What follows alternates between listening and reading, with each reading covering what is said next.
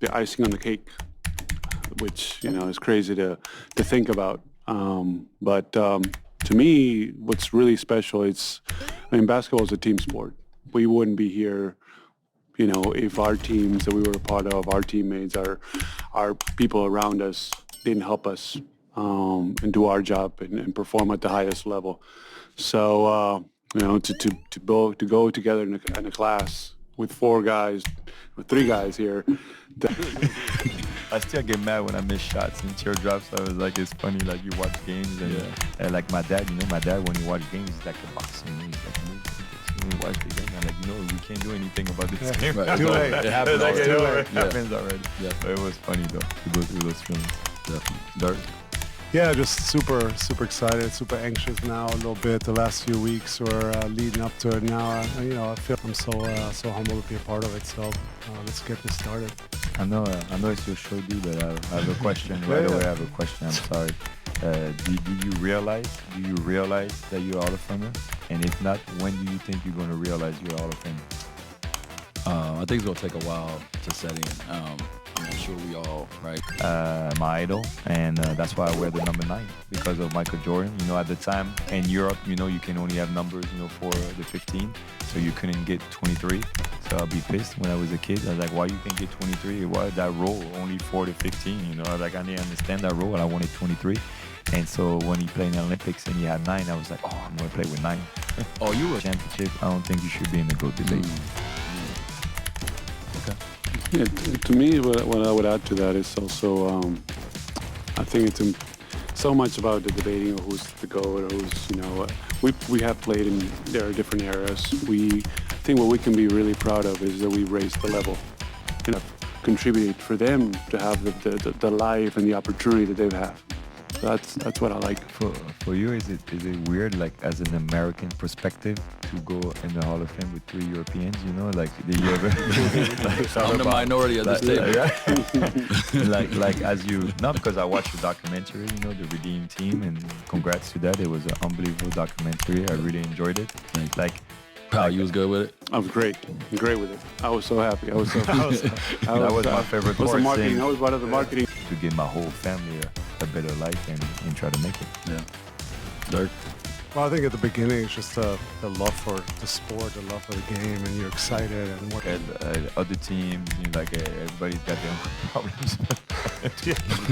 I felt bad for honestly, I was watching the games and they were on fire. They were on. I mean, Yo, that was crazy. They were. It was crazy. And Baron Davis made a buzzer beater from half court almost every game in that series. I'm like, you gotta be kidding me. They were hot. But so.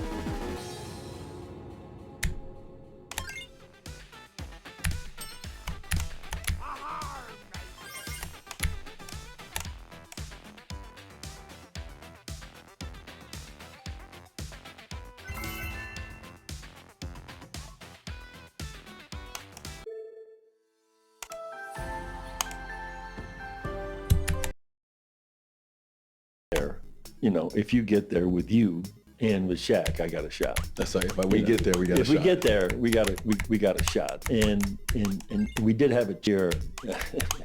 And GP was the best. He was my favorite that year, Gary Payton Sr. And so really bad, remember? About 40. Yeah, by 40. And so, I wasn't too happy after the game. And so, the locker room was quiet. I know where you were sitting in the corner, Shaq was for 4 or 5 minutes, just walking.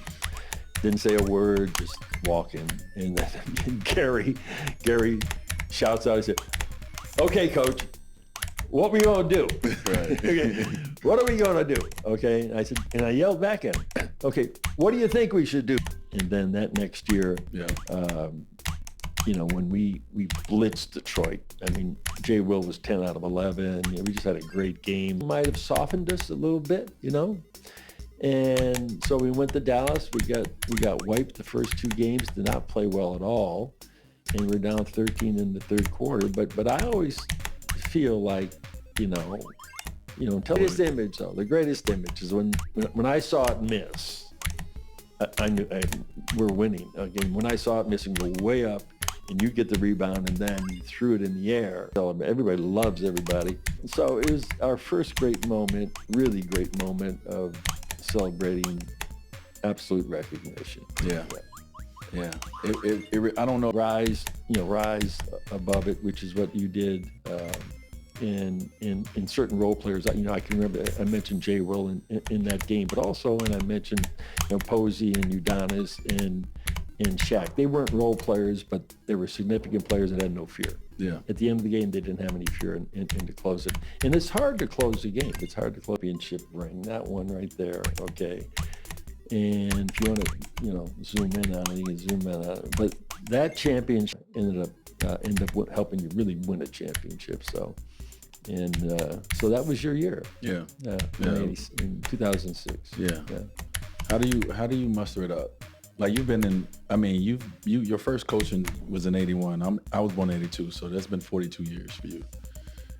55. How do you keep going and want to be the best? It's not about that anymore. What For is it? me, it's not about being the best anymore. It's not about, and we talk about legacy. Everybody else can talk about those things, and people have asked me to retire and move on. And so there's the one thing that I still, if I keep forgetting all the time, is okay, but I just love the game. I love these guys. I love second guessing everything every day, and I tell Spo, I second guess you all the time. Yeah. I just do. It's a coach, So I was talking to him yesterday about what I call the DMZ zone now. DMZ. DMZ in this game, okay? That's the demilitarized zone, okay? DMZ zone. It's like a war. You can't go over it or back. Make a point. I can remember, and this came from Jimmy Johnson. I remember I brought a 2x4 by 12 into the locker room. A 2x4. Where you get this from? I don't know. I just got it. YouTube? And no. And so I brought the 2x4 in the locker room, and I placed it down. All the guys were ready because we had a rule. You had to be taped ready, dressed, and everything ready. And then you got to rush out of there onto the court.